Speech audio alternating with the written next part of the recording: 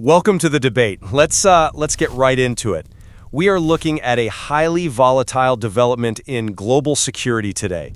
Recent intelligence community reports have revealed that Russia is actively aiding Iran's war effort. And, they aren't just sending well wishes. Moscow is reportedly providing Tehran with highly sophisticated satellite imagery and intelligence, data that details the exact locations and movements of United States troops, ships, and aircraft. Which fundamentally shifts the conversation. We're talking about a major global power actively facilitating the targeting of American assets in an ongoing kinetic conflict. Exactly. The central question we really have to answer today is whether this Russian intelligence sharing represents a dangerous, material escalation that the current administration is recklessly ignoring, or, on the flip side, if it's a strategically insignificant, predictable maneuver that the administration is correctly downplaying. Right. And to ground our discussion, we are drawing from those recent intelligence assessments, official statements from both the White House and the Defense Department, and analysis from military historians who studied these exact kinds of proxy dynamics. So, my position is that the administration's dismissive posture ignores a grave escalation. This intelligence pipeline directly endangers American lives and threatens to radically draw out the timeline of this conflict. Treating it as a non-issue is a strategic mistake. And I will be taking the opposing view. The administration is actually contextualizing this perfectly. What we are seeing is a predictable, symmetrical tit-for-tat maneuver.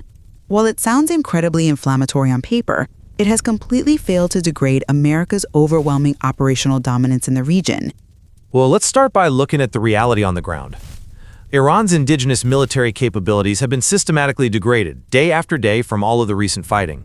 Their own intelligence, surveillance, and reconnaissance networks, what the military calls ISR, are basically being dismantled. They are essentially flying blind right now. Right. Their organic tracking is taking a massive hit. Exactly. And because of that, Russian satellite tracking of American assets is no longer just some diplomatic gesture of solidarity. It is a critical tactical lifeline for Tehran. And the stakes here are not theoretical. We just lost 6 United States service members in an Iranian drone strike days ago. Which is an absolute tragedy, though we can't definitively draw a straight line between that specific strike and the Russian data yet. We can't definitively link it yet, sure, but the vulnerability of our forces is glaring. If Iran is blind and suddenly their drones are finding targets, the math isn't hard to do, yet the administration's response has been to just brush it off. When President Trump was asked about this direct threat, he called the inquiry a stupid question and claimed Iran has already been neutered. And then Defense Secretary Pete Hegseth stated unequivocally that no one's putting us in danger. I argue that posture is dangerously disconnected from reality, especially when parallel intelligence suggests China might soon enter the fray with money and missile components. Look, I get why the rhetoric sounds jarring when you hold it up against the loss of American lives. It does. But we have to weigh this perceived threat against hard operational realities, rather than getting swept up in the geopolitical optics. Yes, Russia is providing intelligence, but retired U.S. Army Colonel Peter Mansour, a prominent military historian, points out that this is an entirely expected development. Expected doesn't mean harmless, though. True, but context matters. Mansour calls this payback. It is a direct tit for tat because the United States provides Ukraine with incredibly detailed intelligence on the position of Russian forces in the European theater. To expect Moscow to just sit on their hands and do nothing would be naive. But the presence of Russian intelligence does not automatically equal Iranian operational success. But it drastically increases the probability of it. Only if we assume our military is static, which it absolutely isn't. White House Press Secretary Caroline Leavitt clearly articulated this.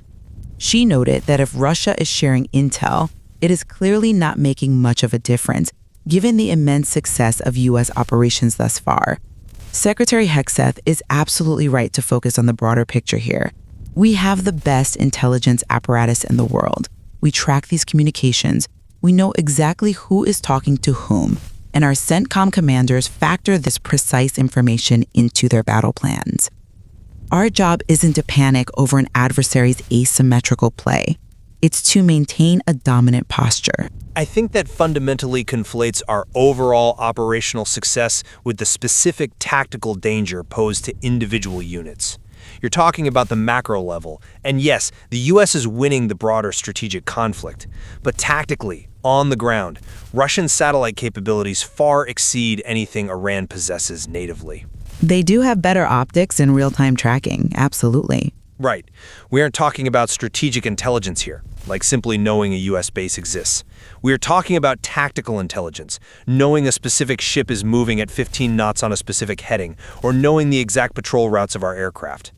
Even if the United States is broadly successful operationally, Colonel Mansour himself noted that we can probably assume specific strikes against our forces are made possible by this Russian intelligence. I come at it from a different way.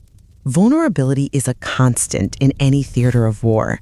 The mere introduction of third-party intelligence doesn't automatically translate into a strategic shift, precisely because the United States command structure is actively mitigating it.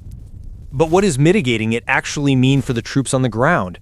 If a Russian satellite is passing overhead and beaming coordinates to Tehran, how does CENTCOM knowing about it actually stop an incoming missile?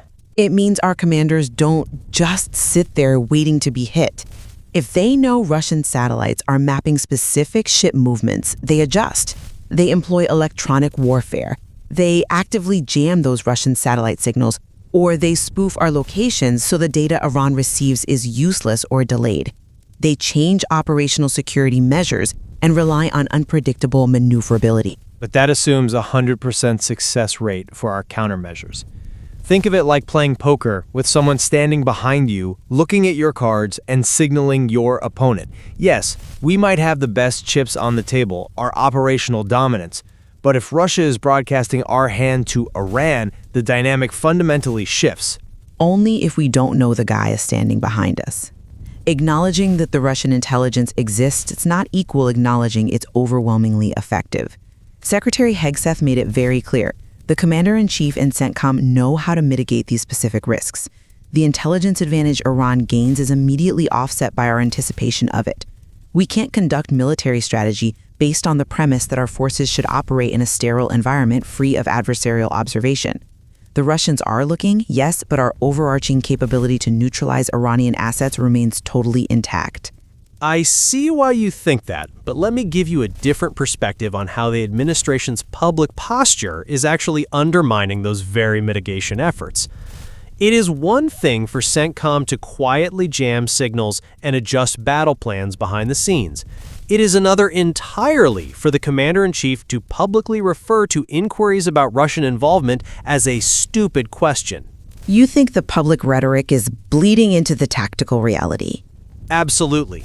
Boasting that Iran is already neutered creates a dangerous, false sense of security. When you tell the world that a state actor receiving top-tier Russian satellite data is neutered, you are trivializing the lethal reality of a modern kinetic battlefield. This isn't just a political debate, it's live fire. But does a public statement from a podium change the reality of what a ship's radar is doing in the Persian Gulf? The military operates on orders and intelligence, not press briefings. It dictates the diplomatic pressure which shapes the battlefield. Colonel Mansour suggested that the appropriate response to this is to issue a démarche, a formal diplomatic protest, and to make our concerns about Russian involvement highly public. We need to draw a firm red line. A public démarche? Over intelligence sharing? Yes, especially given the signals being broadcast by our adversaries right now. Russian state news agency TASS reported that President Putin just held a phone call with the Iranian president, and they explicitly agreed to continue contacts as this conflict unfolds. By refusing to confront this publicly, the administration is essentially giving a green light to that continued coordination. They are saying, "We don't care, do your worst." I'm sorry, but I just don't buy that. Let me tell you why a public démarche in this specific context would be wildly counterproductive and strategically unsound. First, as Mansour himself admitted in his analysis, issuing a public diplomatic protest over intelligence sharing would be deeply hypocritical. Because of Ukraine? Exactly, because of Ukraine. We are actively providing the exact same type of granular tactical intelligence to Kyiv to target Russian forces, ships, and generals. If we stand up at a podium and feign outrage that Russia is supporting its allies while we openly support ours, we lose all credibility on the global stage. It becomes a purely performative exercise that the rest of the world will see right through. Hypocrisy in international relations is hardly a new concept. If calling out Russia protects American troops, who cares if it looks hypocritical? Because it doesn't protect American troops. That's the point. It just validates Putin. Furthermore, President Trump's approach to international diplomacy relies heavily on unique relationships and back channels. Delivering messages regarding this intelligence sharing can be done far more effectively through direct, quiet conversations. Confronting Russia privately allows for clear communication of boundaries without giving Vladimir Putin the global PR victory he desperately wants. You think calling them out elevates them? Precisely. When we publicly complain about Russian interference, we elevate their status. We make them look like a critical, indispensable power broker in the Middle East who is successfully rattling the United States. Dismissing the question publicly while handling the mitigation tactically is a far more sophisticated approach than a hollow, hypocritical démarche. That's an interesting point, though. I would frame it differently. The risk of appearing hypocritical is far outweighed by the risk of inviting an expanding proxy war. When you rely solely on alleged back-channel communications and pair them with public dismissals, you signal to other observing adversaries that the United States is willing to tolerate foreign interference in our direct military engagements. You're talking about China. I am absolutely talking about China. We have intelligence suggesting Beijing may be getting ready to step in, and we aren't just talking about sharing satellite photos here. We are talking about providing Iran with money, spare parts, and critical missile components. Which is undeniably a serious escalation if it happens. Right, so let's unpack the logistics of that. If Iran is burning through its missile stockpile and its launch infrastructure is degraded, Chinese supply chains could regenerate those capabilities in a matter of weeks. If we treat Russia providing targeting data, which directly puts American ships in the crosshairs, as a minor annoyance not worthy of public condemnation, we are essentially inviting further adversarial coalition building.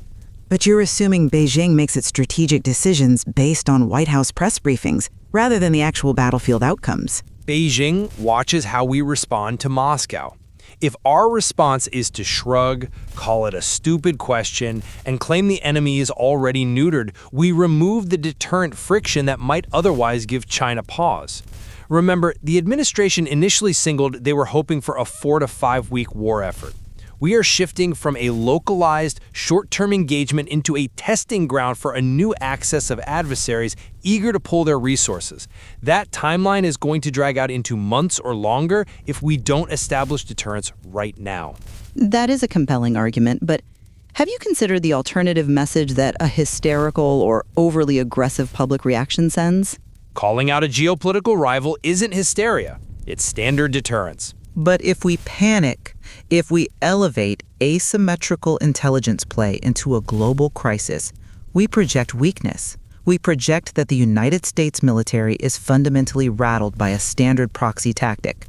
I maintain intellectual humility regarding the complexity of multi-nation involvement. China's potential entry is a serious concern that warrants intense monitoring. However, reacting to Russia's expected tit-for-tat maneuver by shifting our entire diplomatic posture just validates their strategy. How does demanding they stop validate their strategy? Because the goal of a proxy intervention is often just to distract and bleed the dominant power. Our military's job, as the administration rightly points out, is to put the enemy in danger. The success of our operations thus far proves we are doing just that regardless of foreign meddling. We possess the dominant hand. We do not need to alter our strategic messaging out of fear that Russia and Iran are sharing satellite photos, because we are already intercepting their communications and adjusting our targeting accordingly. So we just accept this as the new normal for the duration of the conflict? We manage it as a tactical variable. The administration's focus remains exactly where it should be, on concluding the conflict favorably on the battlefield, rather than getting bogged down in performative diplomatic spats over intelligence gathering that we ourselves engage in globally. If China moves missile parts, that's a physical, kinetic escalation that requires a different response. But satellite imagery, we handle that with electronic warfare and operational dominance. To summarize my position, in light of our discussion today, I firmly maintain that Russia's provision of intelligence detailing the locations of U.S. assets is a material and grave escalation. It's not just a geopolitical game, it is a development that directly endangers American lives.